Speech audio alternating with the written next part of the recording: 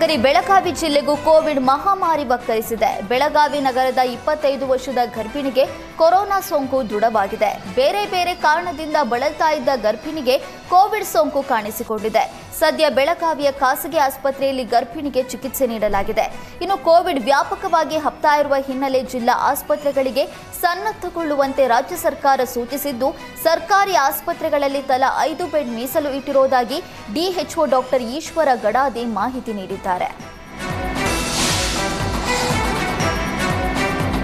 Ballari ವಿಜಯನಗರದಲ್ಲೂ Covid ಮಹಾಮಾರಿ ಕಾಲಿಟ್ಟಿದೆ. ಬಳ್ಳಾರಿ ಹಾಗೂ ವಿಜಯನಗರದಲ್ಲಿ ತಲಾ ಒಬ್ಬರಿಗೆ ಕೋವಿಡ್ ಸೋಂಕು ಕಾಣಿಸಿಕೊಂಡಿದೆ. ಉಸಿರಾಟ ಸಮಸ್ಯೆ ಹಿನ್ನೆಲೆ ಆಸ್ಪತ್ರೆಗೆ ದಾಖಲಾಗಿದ್ದಾಗ ಕೊರೋನಾ ಸೋಂಕು ದೃಢಪಟ್ಟಿದೆ. ಬಳ್ಳಾರಿಯಲ್ಲಿ 40 ವರ್ಷದ ವ್ಯಕ್ತಿಗೆ ಸೋಂಕು ತಗುಲಿದ್ದು ಗುಣಮುಖರಾಗಿ ಚೇತರಿಸಿಕೊಂಡಿದ್ದಾರೆ. ಇನ್ನು ಹೊಸಪೇಟೆಯ 35 ವರ್ಷದ ವ್ಯಕ್ತಿಗೂ ಕೊರೋನಾ ಸೋಂಕು ತಗುಲಿದ್ದು ಹೋಮ್ ಐಸೋಲೇಷನ್ನಲ್ಲಿ ಚಿಕಿತ್ಸೆ ಪಡಿತಾ ಇದ್ದಾರೆ. ಇಬ್ಬರಿಗೂ ಯಾವುದೇ ಟ್ರಾವೆಲ್ ಹಿಸ್ಟರಿ ಇಲ್ಲದಿದ್ದರೂ ಸೋಂಕು ತಗುಲಿರುವಂತದ್ದು ಆತಂಕ ಹೆಚ್ಚಿಸಿದೆ. ಇನ್ನು ಉಸಿರಾಟದ ಸಮಸ್ಯೆ ಹಿನ್ನೆಲೆ ಬಳಲ್ತಾ ಇರುವಂತ ಎಲ್ಲಾ ರೋಗಿಗಳಿಗೂ ಪ್ರತಿದಿನ ಕೋವಿಡ್ ತಪಾಸಣೆ ಮಾಡಲಾಗ್ತಾ ಇದೆ ಅಂತ ಆರೋಗ್ಯ ಅಧಿಕಾರಿಗಳು ಮಾಹಿತಿ ನೀಡಿದ್ದಾರೆ.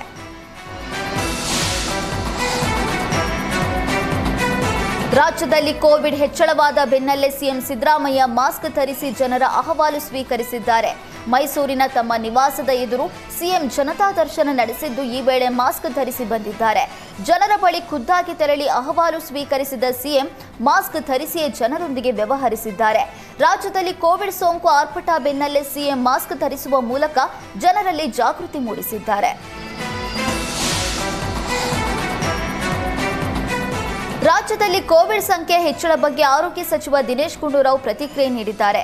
ಬೆಂಗಳೂರಿನಲ್ಲಿ ಮಾತನಾಡಿದ ದಿನೇಶ್ ಗುಂಡೂರಾವ್, ಕೊರೋನಾ ಬಗ್ಗೆ ಜನರು ಆತಂಕಗೊಳ್ಳೋದು ಬೇಡ, ಆದರೆ ಜಾಗೃತಿ ವಹಿಸಬೇಕು ಅಂತ ಹೇಳಿದರು. ಕೇರಳದಲ್ಲಿ ಹೆಚ್ಚು ಟೆಸ್ಟಿಂಗ್ ನಡೆಯುವ ಕಾರಣ ಕೋವಿಡ್ ಸೋಂಕಿತರ ಸಂಖ್ಯೆ ಹೆಚ್ಚಿರುತ್ತೆ. ಕೋವಿಡ್ ಮಾನಿಟರ್ ಮಾಡೋದಕ್ಕೆ ಕೇಂದ್ರ ಸೂಚಿಸಿದೆ, ಆದರೆ ವಿಶೇಷ ಕ್ರಮಕ್ಕೆ ಕೇಂದ್ರ ಸರ್ಕಾರ ಈವರೆಗೆ ಸೂಚಿಸಿಲ್ಲ ಅಂತ ಆರೋಗ್ಯ ಸಚಿವ ದಿನೇಶ್ ಗುಂಡೂರಾವ್ ಹೇಳಿದರು. ಪ್ರವಾಸ, ದೈನಂದಿನ ಚಟುವಟಿಕೆಗೆ ಸದ್ಯಕ್ಕೆ ನಿಷೇಧ ಏನೂ ಇರೋದಿಲ್ಲ. ಪ್ರತಿ ವಾರ ತಾಂತ್ರಿಕ ಸಲಹಾ ಸಮಿತಿ ಸಭೆ ನಡೆಸುವಂತೆ ಸೂಚಿಸಿದ್ದೇವೆ.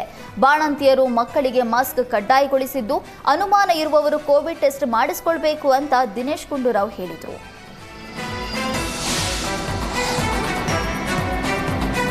ಕೆಮಿಕಲ್ ಬಣ್ಣ ಮಿಶ್ರಿತ ಅಡಿಕೆ ಮಾರಾಟ ಬಗ್ಗೆ ಸುವರ್ಣ ನ್ಯೂಸ್ ವರದಿ ಬೆನ್ನಲ್ಲೇ ಆಹಾರ ಸುರಕ್ಷತಾ ಅಧಿಕಾರಿಗಳು ಎಚ್ಚೆತ್ತಿದ್ದಾರೆ.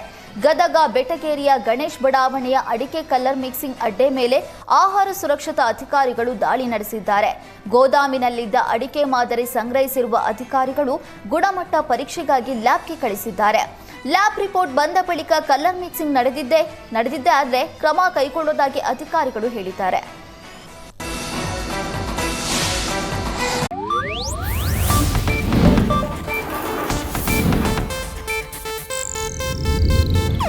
ಇದು ಏಷ್ಯಾನೆಟ್ ನ್ಯೂಸ್ ನೆಟ್ವರ್ಕ್ ಪ್ರಸ್ತುತಿ.